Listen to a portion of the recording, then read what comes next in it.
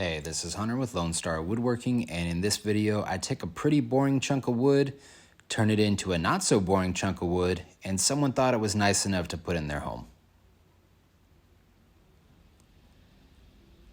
Alright y'all, so what we're going to be making here is a live edge red oak mantle. And this all started because I actually put out an ad on Facebook saying, hey, I've only got 2 mantles in my portfolio, and it was well before I started filming and documenting everything properly and as extensively as I do now. So if you're interested, hit me up and I'd be really excited to get to work with you. And a really nice older couple actually reached out that lives in my neighborhood, and they said, hey, we've been really looking for a guy to build us a live edge mantle, but the problem is everybody we go to wants $5,000-$6,000. And I said, yeah, that sounds about right for this kind of one-off custom furniture stuff. And they said, okay, well, that's just really not in our budget. And I said, I understand. And, I do try to work with people a little bit more. And, I do want one of these in my portfolio pretty badly. So what is your budget? And they said $2,000. And I said, for the wood? And they said, no, $2,000 from start to finish. And I said, all right, look, that price range is going to make things a little bit difficult because these things just tend by their very nature to be expensive. But there's always a way, there's always something out there. So let me go to the mill, let me see what he's got, let me see what I can find, and I'll see if there's anything we can work with. And they said, okay, great. So I went to Algoa Millworks, and I was shopping around in his little mantle section, and I did have to dig pretty far back into the pile, but I found this piece of red oak, and it had a really interesting top to it, a couple of really interesting knot holes, and I thought that it looked pretty nice, and I unfortunately figured that it was going to have a pretty nice price tag to it as well. But the problem is it didn't have a price written on it. And normally at Algoa's, that's how you figure out the price of the slab. He just writes it on the slab with some chalk. So I went and found Corey and I said, hey man, there's a red oak mantle back there that, it doesn't have a price on it. So what do you want for it? He said, oh man, I've been trying to get rid of that thing for like 6 years. Yeah, man, give me $350 for it and it's gone. And I said, all right, that fits the budget pretty well for the client. So I texted them the price. They said, sounds good. So I took it home for $350. And what you've seen me do up to this point is just square it up. And what I'm doing right now is just kind of sanding the face of the mantle just to reveal all the different issues that I'm going to have to contend with after I pour the epoxy. Think of it like cleaning your car. After you clean your car, you start to notice all the big and little issues that are kind of more structural or mechanical. That's all I'm doing here.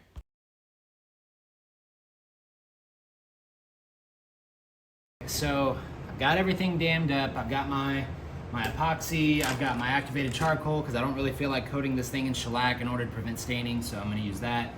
Got my little bucket here. I'm really not anticipating this to go as well as anybody hopes it does because I don't know what it is about mantles, but for some reason it just never seems to go the right way. There's always a leak, and to be honest, I've only done 2 of these in the past, and both of them leaked all over the place. So hopefully I did a better job this time. This mantle is a little bit better intact than those other ones. So, we're gonna try it and see what happens. So these cracks, especially on these super thick pieces, these cracks, these checks, these holes, these voids, you're going to need to babysit them for quite some time. Now, whenever I say quite some time, I had to babysit just this one section with the syringe, just feathering in the epoxy as needed for almost an hour and a half. And this knot right here was even worse. It took almost that entire bucket of epoxy that I have right there.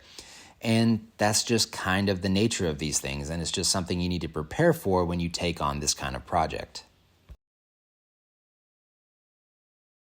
All right, so certainly not the worst pour in the world. You can see here that it did hunt and find some of these little pinholes that I honestly don't know how I would have prepared for that, but whatever. The good news is that with all that, I know that it's all sealed up now, so I'm good to pour in the rest of that right there. And you found a little pinhole right here. That'll probably fill up. Everything over here should fill up. Yeah, overall not bad. Can't really complain about that. So, let's... All right, so all I did was mix up another small batch of my deep pour epoxy, and I don't really know what was telling me to use the deep pour epoxy over a tabletop epoxy, but I'm really happy I did, because you can see there in that center knot hole and even in that like cracked up section on the right side of your screen, it's still soaking up a bunch of it. So I'm really happy I used the deep pour stuff so that way I could really hunt into all those areas that hadn't quite filled up yet and really stabilize them. After that, it was about 2 weeks to let the epoxy fully cure. Came outside, ripped off all this aluminum tape. Quick tip with that, if you hit it with a torch, it kind of reactivates that adhesive and makes it way easier to peel off. Now the clients have this existing kind of stone mantle that already is like in place on their fireplace.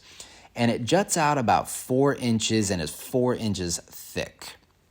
Now the issue that we have here is that I have a 4-inch thick mantle. So we were coming up with a couple of different ideas, and I told the guy, I was like, man, you might have to get a stone guy in here to level all this off so that way we can install this thing nice and flush to the wall. And he said, man, I really don't want to pay for that. And I said, all right, well, let's brainstorm then. So I went over to his house, took a bunch of measurements, and I said, okay, what if we just hog out 3 inches of material deep, or wide, I guess, so that way this thing can sit on top of the existing mantle, and you'd have about 1 inch to maybe 3/4 of an inch of that old stone mantle just kind of revealed on the bottom. And the guy said, yeah, I think I can live with that. So that's what I'm doing here. I'm just hogging out that material so that way this mantle can just sit on top of the existing mantle. And you can see here, it lent itself to a lot of really bad ideas once it got too unsafe for me to operate the router. That first option, luckily the battery died and didn't give me too many options or too much time to hurt myself. But bad idea number 2, I was just going to smack a chisel in there and hopefully take off big chunks at a time. That really wasn't working.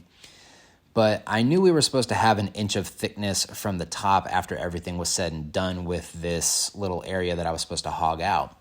So I measured 1 inch down, took my jigsaw, got as close to the line as I possibly could, and it worked out pretty well. But of course, by the very nature of using a jigsaw, it's going to have some unevenness to it, so I brought out my power planer, knocked down those high spots, and I was ready to rock and roll. This worked out pretty well.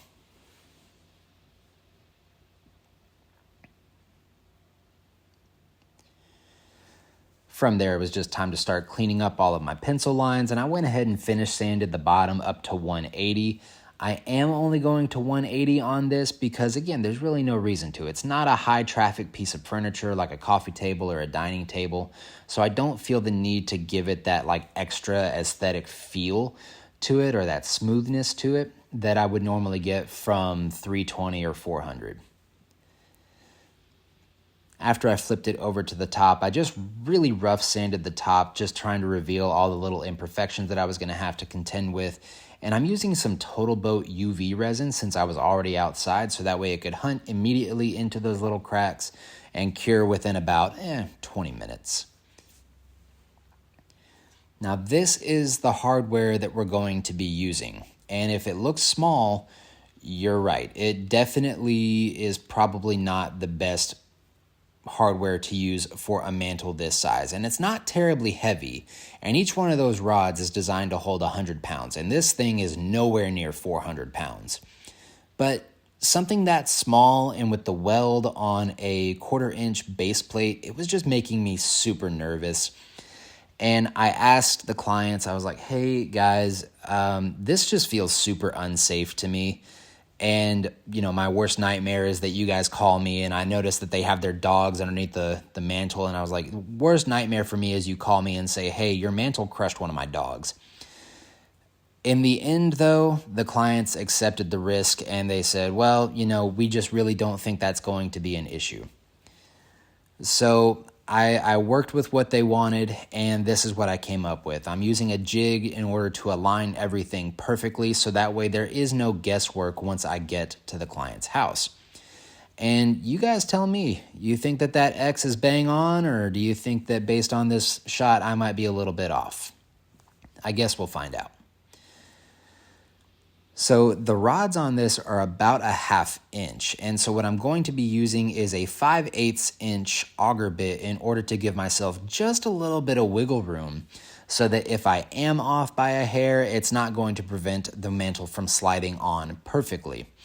Now what I'm going to do in order to fill in that space is fill it with something called liquid nails, which is something that the client actually suggested. Apparently he's used it all over his house and he's really happy with how strong it holds on to literally everything. So I said, okay, man, hey, I've already given my 2 cents on this. If this is what you want, then hey, I'm going to make it happen. But I was pretty happy with the way this fit. I was pretty, satisfied with the accuracy of this jig.